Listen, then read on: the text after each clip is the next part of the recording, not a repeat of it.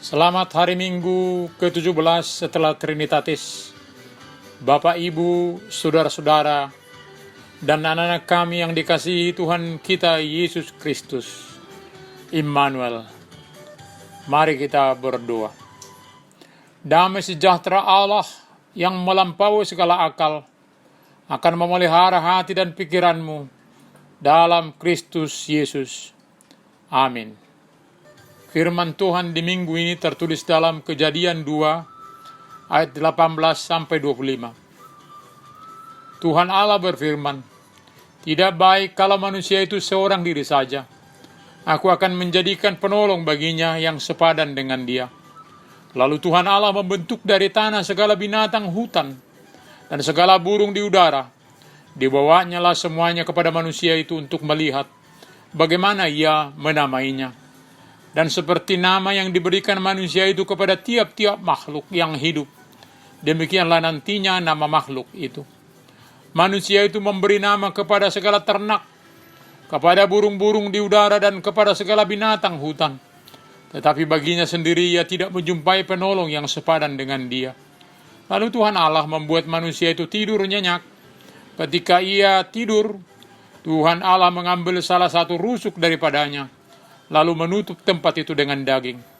Dan dari rusuk yang diambil Tuhan Allah dari manusia itu, dibangunnyalah seorang perempuan, lalu dibawanya kepada manusia itu. Lalu berkatalah manusia itu, "Inilah dia, tulang dari tulangku, dan daging dari dagingku. Ia akan dinamai perempuan, sebab ia diambil dari laki-laki.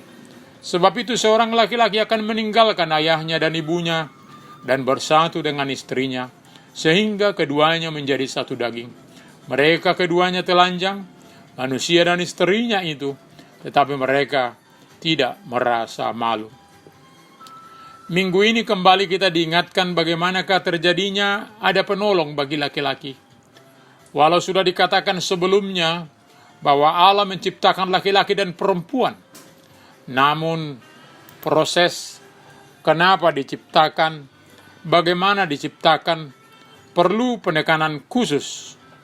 Istilah penolong dalam bahasa Ibrani, Izer, ini juga sering dinyatakan sebagai sebutan kepada Tuhan, bagaimana dia peduli kepada manusia dengan selalu menyertai, menyelamatkan, dan menyembuhkan.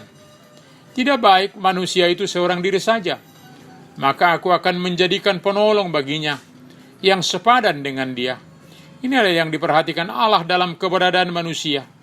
Maka bila dikatakan manusia sebagai makhluk sosial, ada benarnya.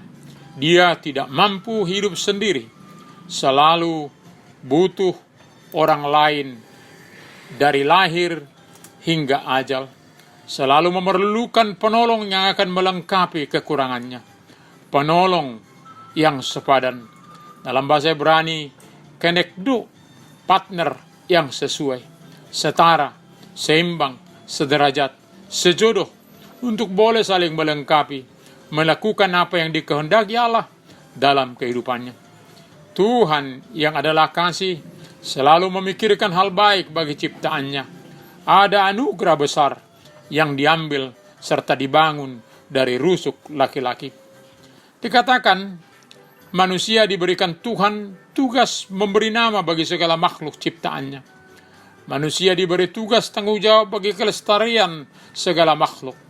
Setelah semua makhluk diberi nama, tidak ada dijumpai sebagai penolong yang sepadan dengan manusia di antara segala makhluk. Ayam hutan yang cantik, ikan-ikan dengan warna-warninya, burung-burung yang pintar bernyanyi, dan lain-lain. Dengan keadaan ini maka Tuhan berinisiatif memberi penolong bagi manusia. Proses membangun perempuan dimulai dengan membuat manusia itu tidur, sebagaimana bius total, tidak mengetahui, tidak sadar, termasuk juga tidak sakit. Dibangunlah perempuan dari rusuk manusia, lalu dibawa kepadanya. Jadi yang meresmikan pernikahan keluarga adalah Allah sendiri, dan ditetapkan untuk tidak berpisah kecuali oleh maut. Laki-laki bersatu, melekat, tidak retak dengan istrinya, melekat oleh perekat yang kuat dan tahan lama, yakni kasih. Lalu berkatalah manusia itu, inilah dia tulang dari tulangku dan daging dari dagingku. Ia akan dinamai perempuan, sebab ia diambil dari laki-laki. Sebab itu seorang laki-laki akan meninggalkan ayahnya dan ibunya, dan bersatu dengan istrinya, sehingga keduanya menjadi satu daging. Inilah kesatuan seorang laki-laki yang dipersatukan Allah, menjadi suami istri. Is dan Izzah dalam bahasa Ibrani, laki-laki dan perempuan dalam persatuan yang seimbang dan monogami. Pasangan yang sepadan karena Tuhan yang mempersatukan. Laki-laki membutuhkan perempuan, demikian juga perempuan membutuhkan laki-laki. Perempuan ada karena laki-laki dan berasal dari laki-laki. Namun selanjutnya, dalam prokreasi, laki-laki dilahirkan oleh perempuan. Tuhan yang maha baik membuat kesetaraan di antara laki-laki dan perempuan. Tak satu pun akan menyombongkan diri lebih hebat dari yang lainnya. Mereka keduanya telanjang, manusia dan istrinya itu, tetapi mereka tidak merasa malu. Ada hubungan yang sempurna, tidak ada rasa bersalah, sebab tubuh, jiwa, atau pikiran, roh dalam tuntunan roh. Satu kesatuan membuat suami istri tidak merasa malu. Kesatuan mereka juga bukan oleh sesuatu pakaian yang indah, perhiasan yang menghiasi mereka. Mereka adalah ciptaan Tuhan. Tentu mereka yang dipersatukan oleh Tuhan sudah sangat indah.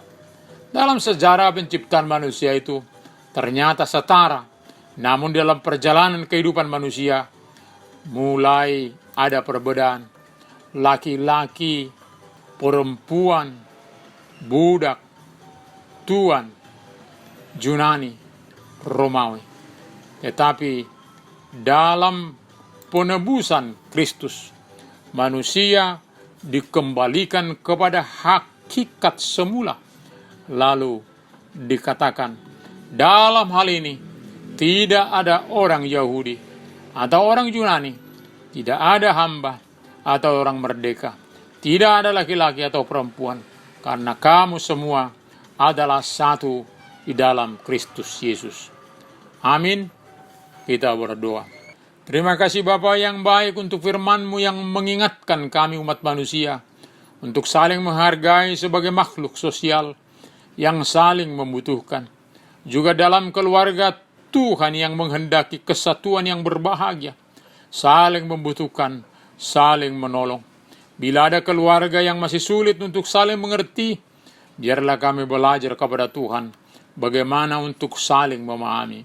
Bila ada yang sudah bercerai, biarlah kami boleh mohon ampun untuk kesalahan kami, sehingga Tuhan yang mengasihi dan selalu mengampuni kesalahan kami. Terima kasih Bapa. Hanya dalam nama Tuhan Yesus Kristus kami berdoa. Amin.